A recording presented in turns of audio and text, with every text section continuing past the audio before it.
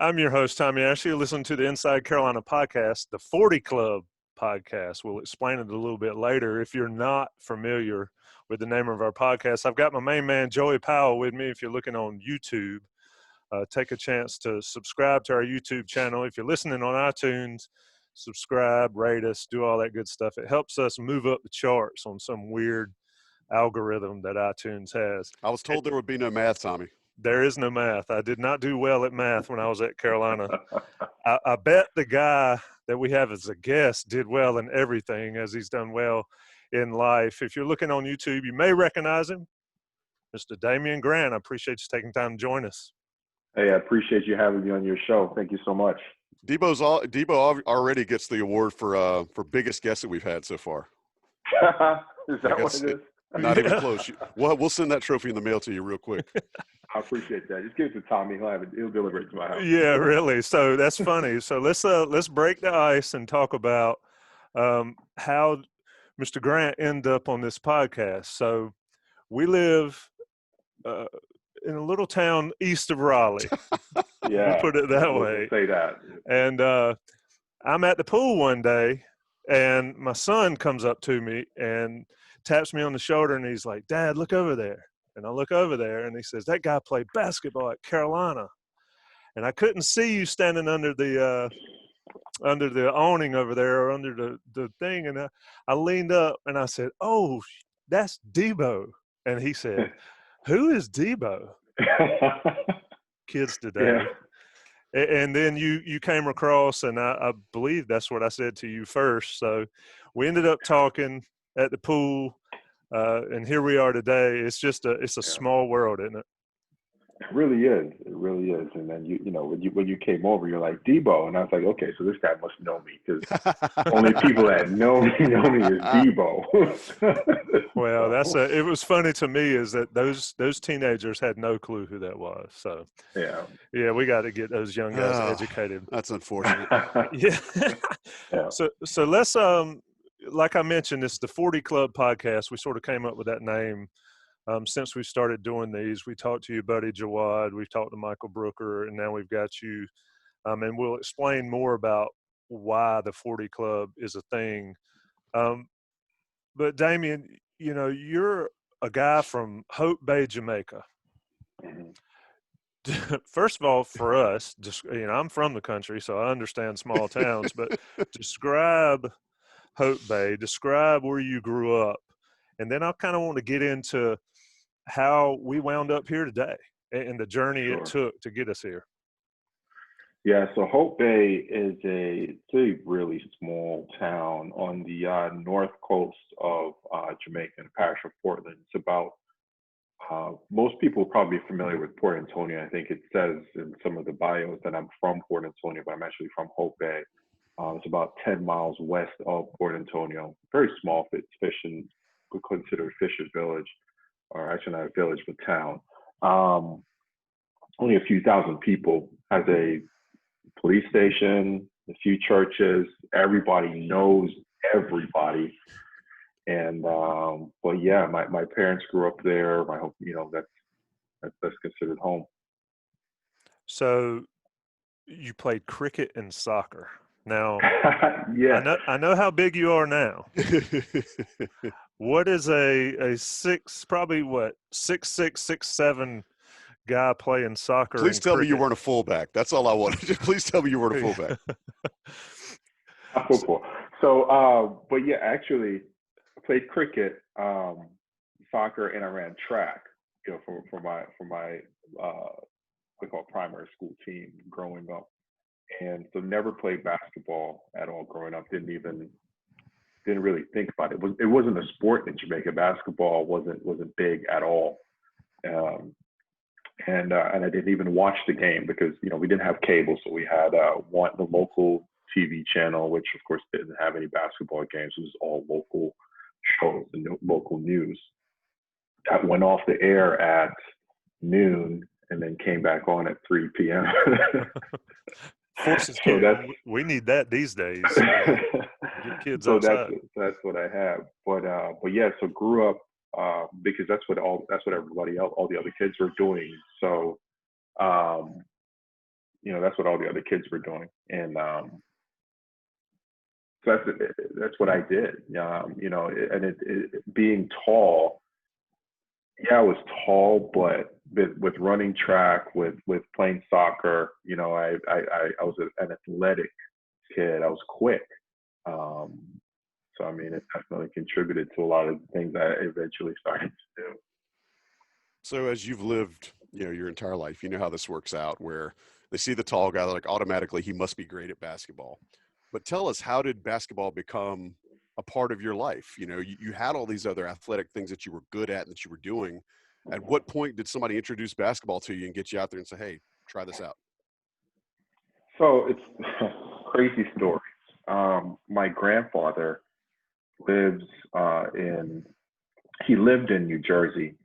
And in Jamaica, being a tall kid, I didn't have, and I had big feet, didn't have the resources to be able to buy shoes. And, at the time I was wearing a size 15, couldn't find size 15 shoes in Jamaica. So my grandfather living in New Jersey, he would buy shoes and get them shipped to me. So he went into a shoe store in New Jersey and to buy, shoes for me. And the owner of the shoe store inquired about, okay, who are you buying these shoes for? These are some pretty big shoes. And my grandpa was like, hey, it's for my grandson. He's in Jamaica. He's like, well, he must be a tall guy. So they started talking. And so got connected with another guy in New Jersey, Al. And one thing led to another. In about 3 months, I was in New Jersey. Never played basketball before, to learn the game of basketball. This was in June of 1998. So that summer, I was 16 years old. That summer, went to a few basketball camps. I went to Monmouth University basketball camp. I went to Rutgers University basketball, 2 weeks of Monmouth University basketball camp, 2 weeks of Rutgers University camp, a week at a 5-star camp in the Poconos. And that was my very first exposure into playing basketball. So that is, a very much trial by fire immersion type, introduction to the sport. Yeah. You mentioned that you spent some time at the 5-star camp. What's that like, for a kid that was your age at the time, going from never having touched a basketball to now you're playing all day, every day, these camps, and you're seeing at 5-star, there's some decent talent there. How did that go for you? How did you adjust to that? Was it an overwhelm? Tell us about it. It was definitely a culture shock. And a huge culture shock, because you had some really talented guys there, and then guys that thought that because I was 7 foot tall and that I should. Or you may hear my daughter. It's all right. Hey, that is a part. That happens on every one of these now. It's okay. It's a rite of passage. It's nap time, so you may hear her yelling, protesting nap time. She wants to blow me kisses. Night night. Sorry. my wife's putting her down for a nap. She can see me through the office door. But anyway, but yeah, so they thought because I was 7 foot tall, that I should be able to do all these things, not knowing that I just started playing basketball like 4 weeks prior. Right. And so it was difficult, but it was good, because then I got to see a few guys that I know I wanted to be like. I wanted to get better. I wanted to play on up at their level and be as competitive as I know they're being right at that point. So it was something that it was definitely a culture shock. So you go from that culture shock, and then a couple years later, you played at Brewster, which there's a local kid, Carter Witt, that's transferred up there for his senior year from Raleigh. But you play at Brewster. Explain to us the process of how you wind up in Chapel Hill. And North Carolina basketball is it remains to this day to be one of the, it's the thing in this country. Here's Damion Grant from Hope Bay, Jamaica, picks up a basketball at 16, and then at 18 is going to UNC to play basketball. Yeah, so that's another unique story, and I'll give you a condensed version. If you want to dig any deeper, by all means, you can ask questions. But so with being in New Jersey, playing basketball camps, I still didn't land in a school. I moved from Miami to Maryland, eventually to New Hampshire. I actually played a year. When I finally started playing organized basketball, I was 18 at Newport Prep School in Maryland. And I played for about half a season before I tore my meniscus. That was the first time I'm actually playing on a team for a school.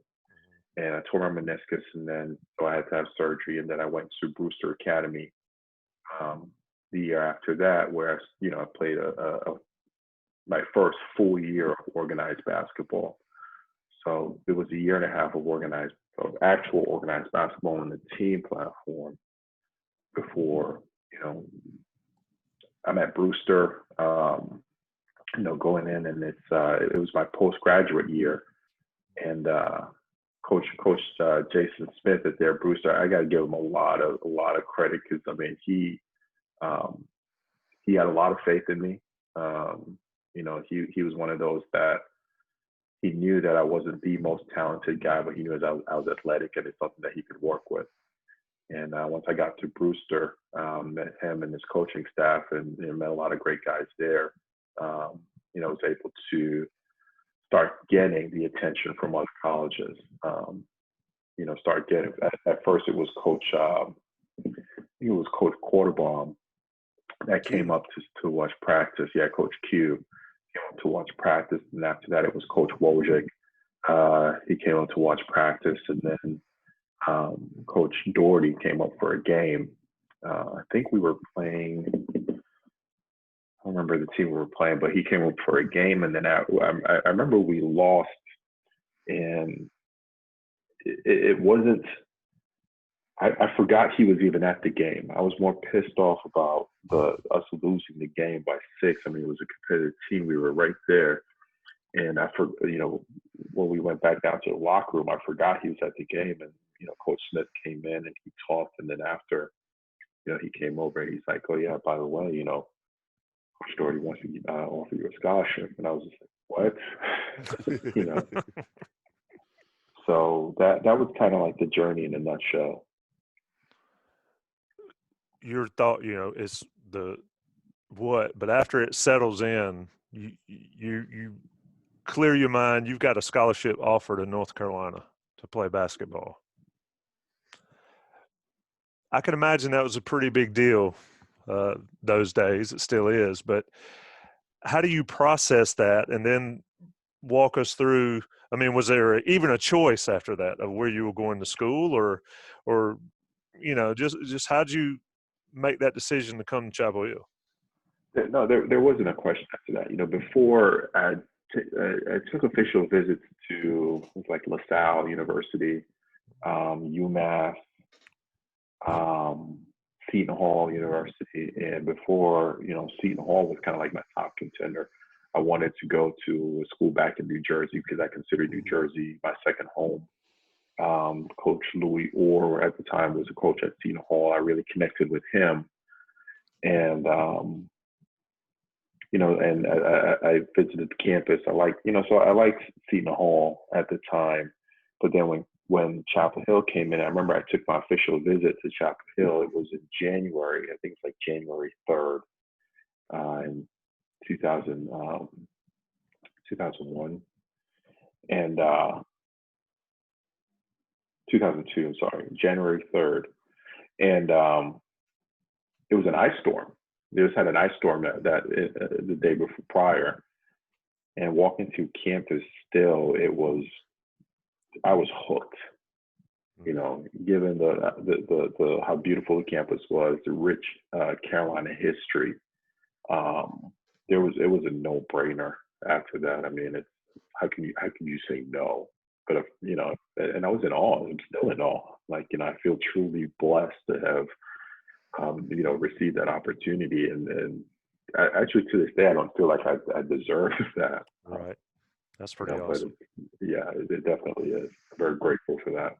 I've got a weird question I want to see if I can push you on just a little bit. So go with me here.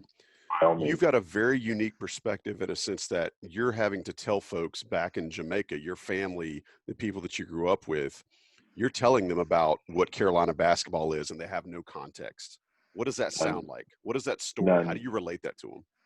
none whatsoever. It still doesn't even connect to this day. It's kind of like saying, hey, you know, Michael Jordan, this is where he went to college. Everybody knows Michael Jordan, Right. right? So it's like, hey, this is where Michael Jordan went to college. You See, know, and they're like, that's a oh, global okay, reference, and nobody yeah. else gets that. I love that you have that perspective, and I would love to have heard how you told that story to those folks, you know, of trying to relate to, okay, Michael Jordan, and this is the college that he went to. Like that had to have been just nuts to wrap your head around. You know, it's crazy. It's like so when I got recruited, you know, this is one of the things I loved about Coach Doherty. He flew down to Jamaica to meet my parents and to talk to them about me coming to Chapel Hill. And um, this was actually after I'd even committed. You know, he wanted to be sure that he met my parents, my family, and you know, and I thought that was really cool. So, you know, they still didn't really understand. They just thought, hey, some guy coming down, talk to us about our son going to school, you know, playing basketball, and you know, so yeah, they still don't really. You know, they one of the things I do regret is, you know, they never had the opportunity to come see me play. You know, at UNC, they never they didn't get a chance to come to a game, but so that there was still kind of that huge disconnect there. Didn't help the disconnect that was there for them. Right. So your first experience in Chapel Hill was during one of the tough parts of the program. Yeah, that 8-20 year was just a landmark in a negative way for what had been history for, you know, Carolina basketball and how the entire culture had evolved. What was your experience and what was your perspective in coming in at a time where the program had just kind of hit a low? You know, I didn't really think much of that. You know, it was just I knew deep down it was just a phase. You know, it was just a rebuilding. It wasn't going to last. You know, and actually on my visit, um, Carolina played Wake Forest at home and got blown out. You know, but that still didn't deter. I was really excited to get there the next year, and then stepping on campus, you know, with you know, meeting Sean, you know, Byron, David, Raymond, Rashad, um, you know, the six of us as freshmen coming in, it was like, okay, we know what we know what we're here for. We know what we need to do. We know the talent, and we just the very first day, we had no doubt that not, we didn't consider ourselves saviors, but we knew we can make a huge impact and get the program back to where it needed to be. Especially adding on to, you know, the already core team that was there with Jawad, Jackie, you know, and Melvin.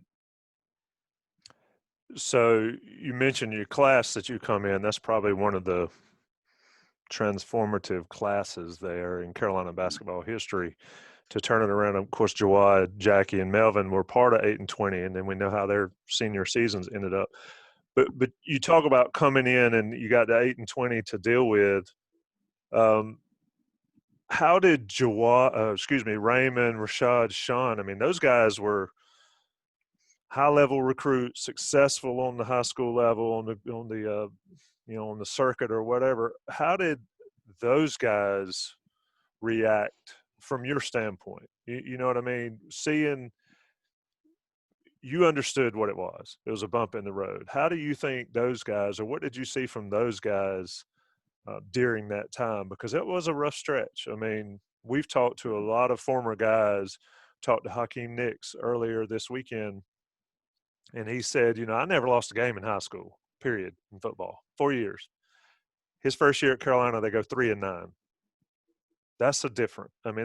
How did you see that amongst your teammates, dealing with the losses and then the process to get it back? Yeah, I mean,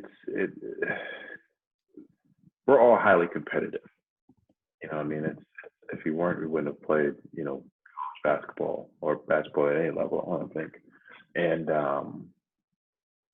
so being in the gym on a daily basis and knowing that we were pushing each other, and then even our freshman year when we went, it was 18 and 14 and 19 or something like that.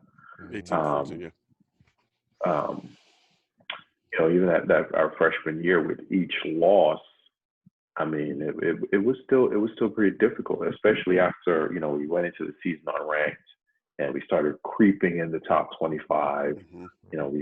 We had this now swag.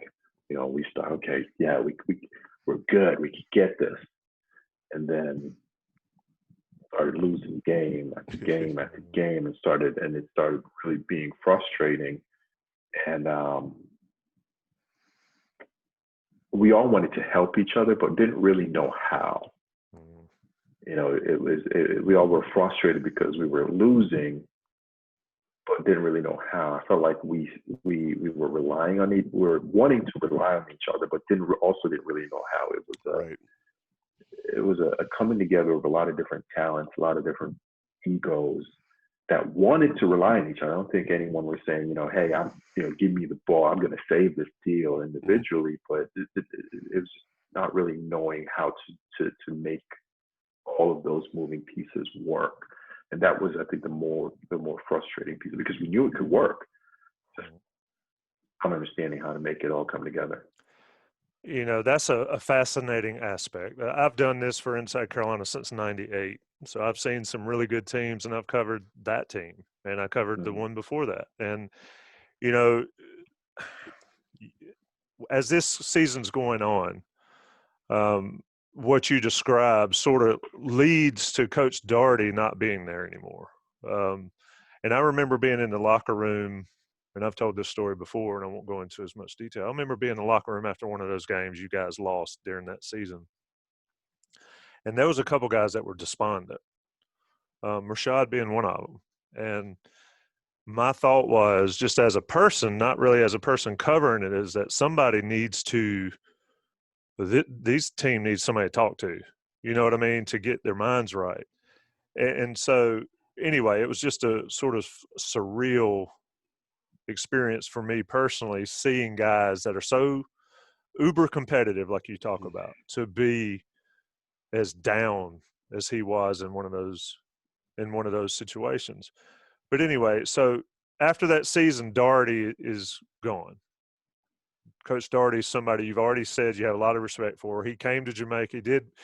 He gets you to Chapel Hill, or helps you to Chapel Hill, and now he's gone. Where's your mind at that moment? Because that was a tumultuous time. We could get into the nuts and bolts of the hows and the whys, and a lot of people have a ton of those questions, and I don't want to get too far in the weeds, but that was definitely very shocking, for all of us. I have a lot of respect for Coach Doherty, and to this day, and I'll tell you why I have a lot of respect for Coach Doherty. And I tell this story every chance I get, and I've actually told Coach Doherty himself, because I feel like it was important for him to know.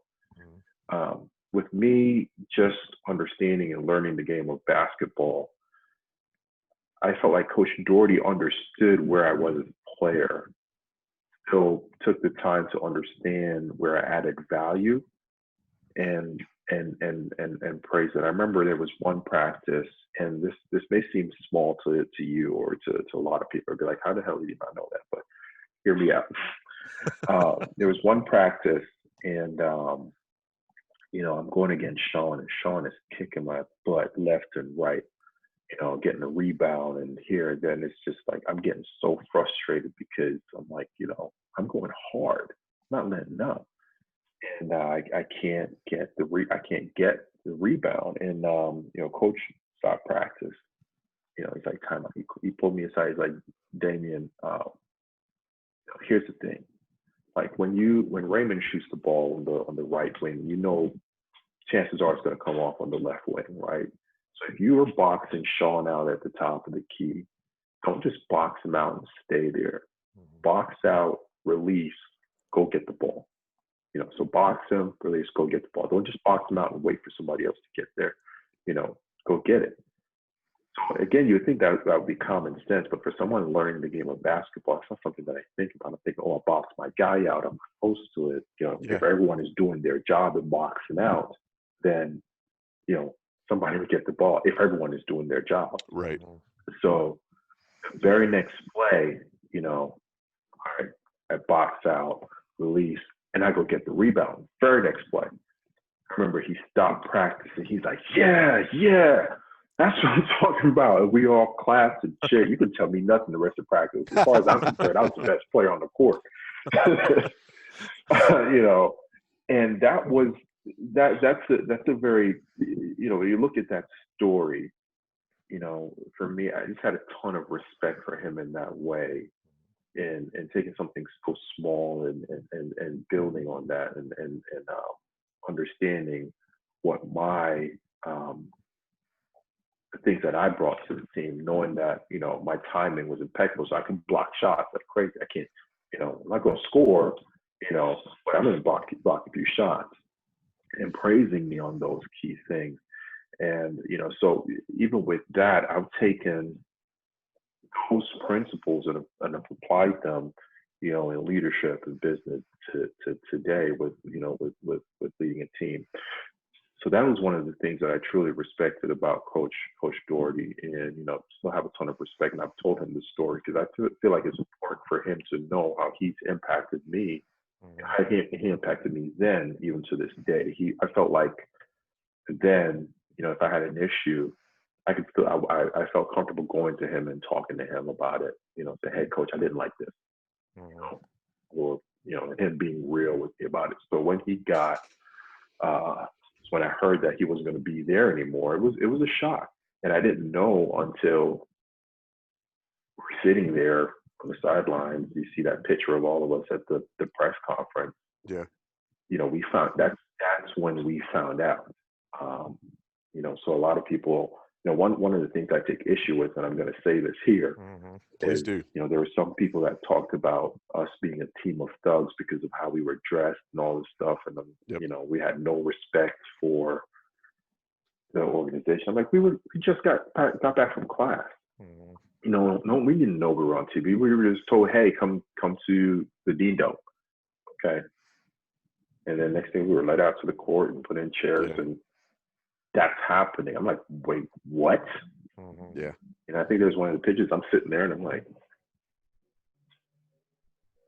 what in the hell's going on? Yeah. Yeah. So that was a very difficult transition, and especially for me, knowing that he recruited me, not knowing who was going to come in next. Is this coach going to accept me, knowing developmentally where I am as a player, my background? That was a very difficult time. So let me follow, Joy. That's a fascinating story there, and I'm glad you shared it, because you're right. A lot of people to this day still talk about that day and the close. And I mentioned we talked to Jawad a while back, and he talked about that very same situation, about how you guys were labeled in a certain way because of appearances on that day. So I appreciate you sharing it. I know that the people that listen to these podcasts and listen to our stuff will appreciate that perspective, because it never really got told, at least by the media, especially around here. But so Coach Doherty's out. Yeah. It is chaos. There was a lot of discussion about who it would be.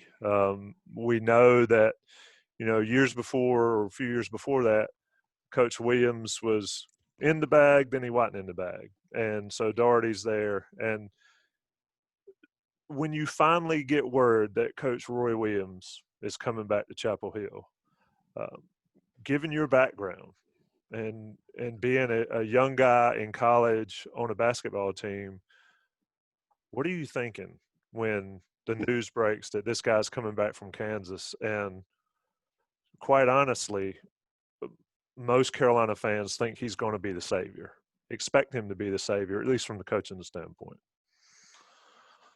You know, the only thing I thought about was, well, he didn't recruit me when he was at Kansas. So. I think Jawad said the same thing, didn't he? Jawad said the same thing. You know, so I'm like, okay, so, you know, as far as I'm concerned, he doesn't think I add value. And so maybe I need to transfer, go somewhere else. You know, and of course, you know, and I'm coming off a freshman season, and I didn't mention this earlier, but you know, I talked about a meniscus tear I had. You know, in high school, I had another one, earlier on at Chapel Hill, my freshman year. So I played through that whole season with the meniscus tear. No one really knows that. So after the season, you know, I was going to get it repaired. So, you know, at the time, I'm not sure what was the delay with having the surgery, but there was a gap between, you know, when Coach Doherty wasn't there and when I actually had my surgery. And so I wasn't doing any sort of condition to stay off my knee to get some of the swelling down. So I remember, you know, Coach Williams coming in and he's like, okay, I didn't have any real opinion of him, whatever. I just know, you know, when they announced he was going to be there, they told us to make sure y'all were in suits and, you know, they did the press conference, you know, and that night is when we met him at the press conference. And I didn't really have any real opinions of him. You know, he was there for, you know, like I think that same week, he said, okay, I want everyone to go through these workouts. I think he even talked about this in his book. And so I'm there, you know, meniscus all, my knee shot to crap and, you know, going through these, you know, I'm like, this guy comes in and he wants everybody to go through workouts. So I talked to our trainer. I'm like, because he wanted me to go through workouts too, because I'm supposed to be having the surgery. This thing is killing me. He's like, yeah, everybody needs to go through workouts. For our listeners, I wish you could have seen Damien's reaction just now on video. So I'm like, all right, well, great. So, you know, I'm like, this isn't going to go well. But we're in the practice gym, and we go in there, and I'm mad. You know, we're going through these workouts, and you know, I'm not in the best shape either. You know, and I remember I was so mad and wanted to get out of it so bad. We were doing these drills where we threw it off the backboard, do an outlet pass, sprint to the next end, and take a shot or layup or something. And I was so mad. I wanted to take a break that I just threw it off the wall instead of the backboard. And in his book, he wrote about, you know, how I was so out of shape and whatever. Like I completely missed the backboard when I threw it or something like that. If you only knew the other side of that story. And I was really surprised that he wrote about that, but you know, whatever. But I mean, I wasn't in any condition to be going. So, you know, I felt that being his first opinion of me, you know, I felt like that was working against me, you know, working against a lot of guys. I mean, you know, he was evaluating the team and knowing attempting to figure out what he needed to do. But as a young kid, I didn't really understand that. So when did it change for you? When did it go from feeling like this, you know, this new guy is coming in that you have no relationship with? He sees this first impression of you, you know, in this workout, however you guys remember it. When did your impression change, or when did you first actually get a chance to connect with Coach Williams? I just really felt like I connected with Coach Williams. frankly, it was one of those situations where I felt like I was constantly attempting to figure out where I fit in. Which Coach Doherty, again, he pointed that out. He recruited me. He knew where that gap was with Coach Williams. I was still attempting to figure that out consistently. So, I remember just being frustrated with myself because I didn't know where I stood. I remember going into my junior year, our 405 season, and we all know how that ended. I went back that summer. I went back to New Jersey, and I would go back to New Jersey every summer and work out with a trainer. Coach Wes Mayo. Remember, we had our 6 a.m. club. So at 6 a.m., I'm up working out on our strength training, conditioning, and then with Coach DeBoer doing basketball skill training at noon, and then playing in the Pro-Am League in the evening. So, 3 times a day, almost, for about 3 times a day, 5 days a week, doing some sort of workout and basketball skill training. So I remember, when I went back to New Jersey and was working out, lost 32 pounds that summer, came back fit, ready to fit in, and doing what I knew I was supposed to do. Came in, did the Carolina mile or the 1.5 mile run. Did that, felt good. Like, yeah, I'm ready. Did the Carolina mile, which is like a rich tradition. That was actually my very first year doing it, because every year has always been some sort of injury or something. And doing that and got good time, as a big guy. I think I ran it in 6 minutes 15 seconds. Whew. And I'm like, yeah, I remember with each lap, Coach Williams, pushing me. Come on, Debo, let's go. You got it. In that last mile. And he was like, don't quit. And, for that last 100 meters, just going all out. And, I remember one of the things he said there, which was one of the very first praises I remember from him. He talked about, he said that, he felt like I was the one that gave my all, because that very last 100 meters, I was going all out. So he felt like everybody was still sort of coasting. Mm-hmm. Like, well, crap, Raymond just ran it in like 5 minutes.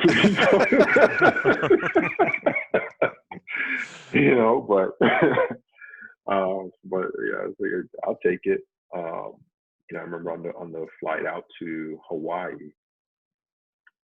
he was meeting with each player and talking about, grading different aspects where they are conditioning wise and everything. And where he gave me a B+ for my conditioning and told me how I had improved so much since the prior year, and that now I just needed to work on my stamina. And so I remember those specific praises, and I remember just always wanting to do things to figure out where my role was, but didn't really quite get there. I personally didn't feel like I got there. So when did you feel like, and this is one of the things, just coming from an outside perspective, I felt really bad because your knees just never let you kind of be what it seems like you wanted to be. When did you decide that, it physically it wasn't going to work out? And can you share a little bit about that process with us? Yeah, so it was, so we had the end of my junior year, I had all these nagging injuries. I was out, and I felt like I was ready to come back and play, actually, like towards the end of my junior year, even going into the ACC tournament. Even before going to the ACC tournament, I felt like I was ready to come back and play, but for whatever reason, I never came back. I don't really remember the details of that, but I accepted that. I was practicing full contact practice, but never dressed to come back. but whatever, I accepted that role, and we had a lot of fun with it still, and no hard feelings there. My going into my senior year, that summer, it's like, all right, we have Rashad, Raymond, Sean, they're all leaving. Jackie, Melvin, Jawad, they're graduating. David, Byron, me. This is all right. It's time to step up. Let's go. And so I'm ready that summer. So we're working, knowing what we have to do. With all the young guys coming in. Of course, young guys meaning Tyler. And we know where that led. That guy was pretty good. Different kind of young guy. He was all right. We had Tyler. We had Danny. Those guys. So that summer, playing pickup, late night pickup like we always do. Came down on Rayshon's, went to block a shot, landed on Rayshon's ankle and had a high ankle sprain, and it just, it was pretty bad, probably the worst pain I've ever felt, and I never fully recovered from that. Played in we were playing in the Bahamas tour. I just could not. I had no explosiveness. I couldn't run. It was extremely painful. And coming back, I knew, okay, like something is off here. I need to get this really checked out. So did an MRI, realized that there were a ton of bone spurs in there. It was restricting movement, mobility, and a lot of scar tissue that was being built up. And so the doctor told me, it's like, look, we can go in and I can remove some of the bone spurs, but if we were to really repair it like we needed to, I have to cut some of the ligaments. You're looking at about a year of physical therapy before you can truly get back and play. So this is the beginning of my senior year, and I'm like, a year? I'm like, okay. So I'm in the weight room one day doing power cleans, and after that, ignoring that, and my ankle gave out. I'm at the top of my snatch. Oh, that's the worst time. So like, now my ankle gave out. I had to throw the weight off me, and I walked out of the weight room, and I'm like, all right, I think this is it. I think this is it. I wanted to.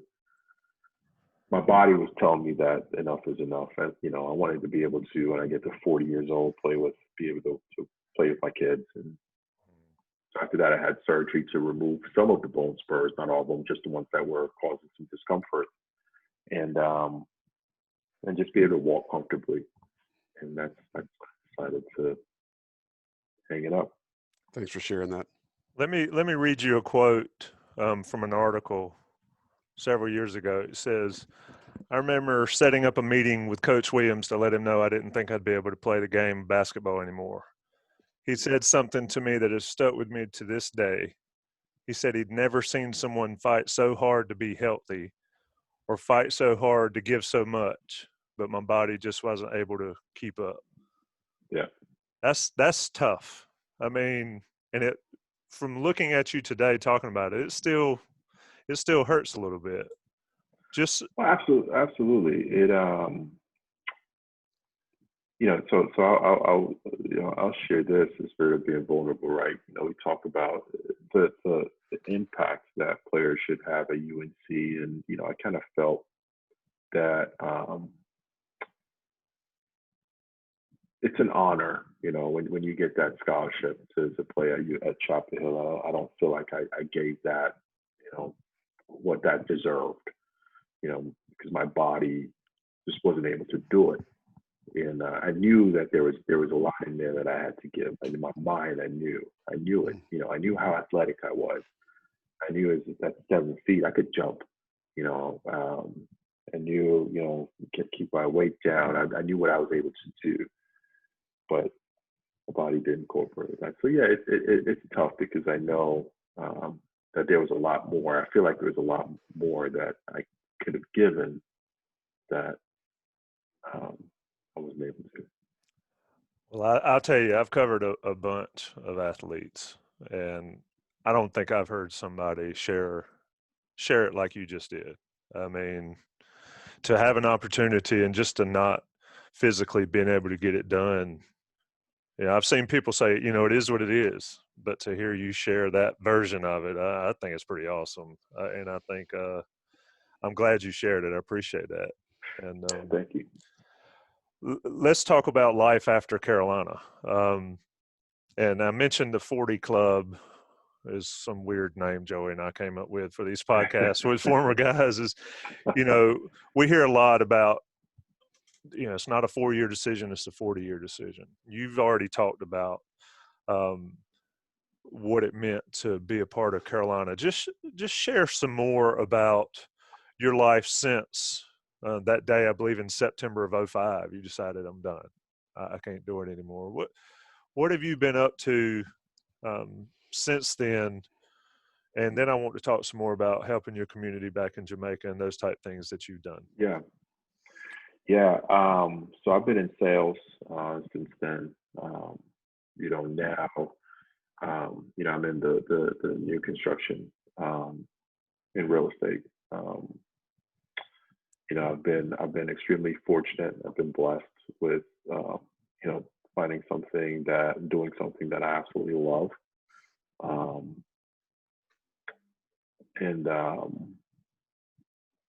But finding that over the years after basketball it was definitely a transition, because then after hanging up, basketball, it's like, well, okay, well, what now? And I think a lot of people struggle. A lot of athletes, I feel like, struggle with that. And we can talk more about, that's for another show, about that transition, what post sports, what that should look like for athletes. But that was a struggle figuring out, where do I fit in again now into this real world basketball behind me. And but eventually landed in real estate, and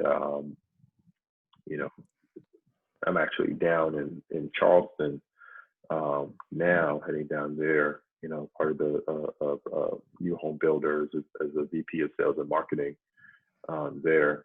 And but it's something that I absolutely love.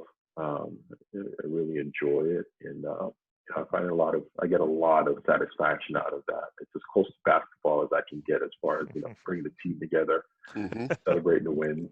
Yep. It's as close to basketball I can get. So, how much has the Carolina family been a part of life since 2005? We all still chat.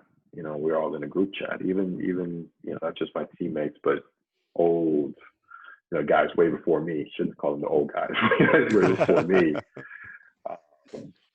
So we're all still pretty close, pretty connected, and I feel like that's very unique to us. Everyone talks about the Carolina family, and what that means. And I think a lot of people a lot of other schools are envious of that. But I think for me, and I'll say this, Maktar Jai, he's been instrumental, I feel like, in driving a lot of that and keeping that together. He was one of the first people that made me feel welcome on campus. And I remember I still have, he gave me one of his old practice jerseys when I got on campus, because you had to earn your practice gear. You weren't allowed to get any gear until you did like your conditioning stuff. So he gave me his old, one of his old practice jerseys. I still have it to this day. And Nice. But I think he's been instrumental in helping to drive that and keep that together too. But yeah, it's a Carolina family, man. It's something that also very blessed to be a part of. I appreciate you kind of sharing a little bit of that insight. Something that I've learned from some of the guys that I know that played with you and otherwise, they all speak really highly of Debo. All of your ex-teammates that I've ever heard that have talked about you speak really highly of you. Why do you think that is? You tell me. It's hard. I know it's hard to brag on yourself, but I mean, I can at least see in the time that we've talked to you here how introspective you are and how vulnerable you're willing to be. But why do you think your teammates might just think so much of Debo the guy? I don't. I'd like to think I'm pretty humble. It's something that and I've connected with some of my teammates, and if they need help in any way, whatever it is, I've never asked why. It's always like, all right, let's get it done. If something needs to get done, all right, let's do it. I don't know, maybe they feel like it's, they can always still turn, they have someone there that's going to be in their corner regardless of whatever is happening. And that's something that I truly believe in, because that's something that I would want for me. If I ever wanted, if I ever need to reach out to someone, I'd want to feel like they're going to be there regardless. Let me ask you about the current guys a little bit. And I know you guys keep up as much as possible, but Sterling Manley, probably in a pretty similar situation that you went through during your time. Struggled to stay healthy, can't stay healthy. He's got talent to play. What do you tell a guy like that that's nearing the end of his time, eligibility, and he's still trying to get there? I mean, how do you pass that down to a guy like Sterling? And I don't know a lot of the details about his health situation, but if it's similar to what I was doing, taking the time to evaluate where you need to be healthy, what needs to happen for him to be healthy. Because a lot of things that I did is I had these nagging injuries that weren't healed all the way, that led to other injuries, because I kept pushing to come back, and kept wanting to be a part, not wanting to miss out. So, for him, I would say, hey, understand, evaluate what needs to happen for him to be healthy, and take time to do what it takes to be able to do that. If he truly wants to make a solid impact, whether it's sit out for a year or whatever it is, and take the time to work on his body, work on his skill set, and come back being the best player he can be. And then at the end of that, if it still doesn't work out, then he knows, okay, you know what, I've given it my all. That would be my advice to him. Yeah, it's got to be frustrating to be a young guy that you just can't physically do it. Last question, or last couple questions.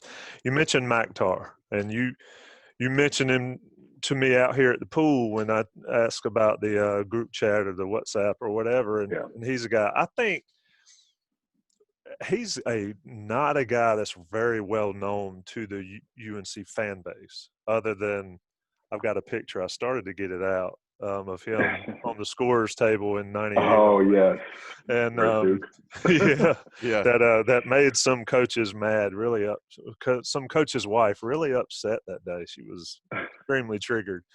But just, you mentioned he's sort of the leader, and we tried to put you on the spot, talk about yourself, and I understand not wanting to, but tell us a little bit about Maktar that maybe people don't understand, because whatever happened in Utah, the Final Four, whatever's happened, he's just misunderstood, I think. And I think that's a wrong thing.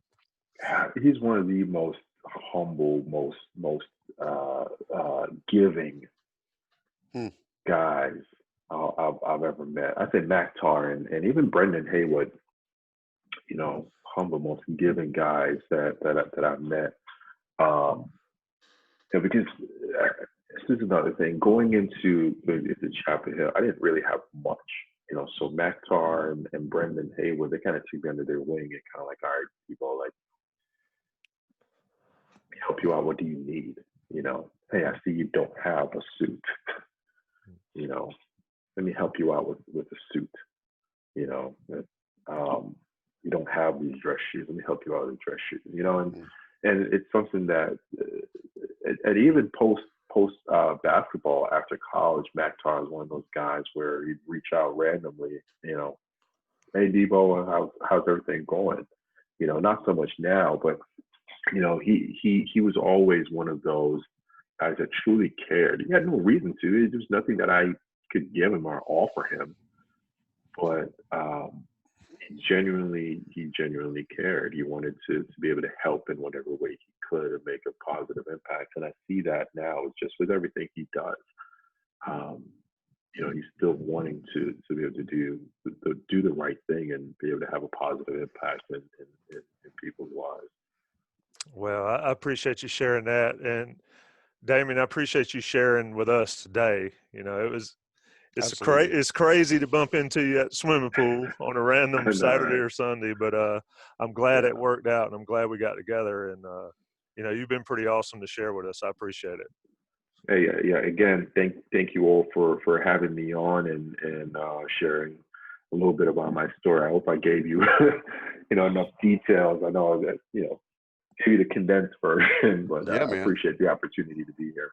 Well, one day we'll come back and dig a little deeper and find out a little more. So much to tell. It's funny Yeah. it's great to hear those Carolina family stories, and people talk about the family, but it's really the individuals that make it so special, I think. And you're one of them.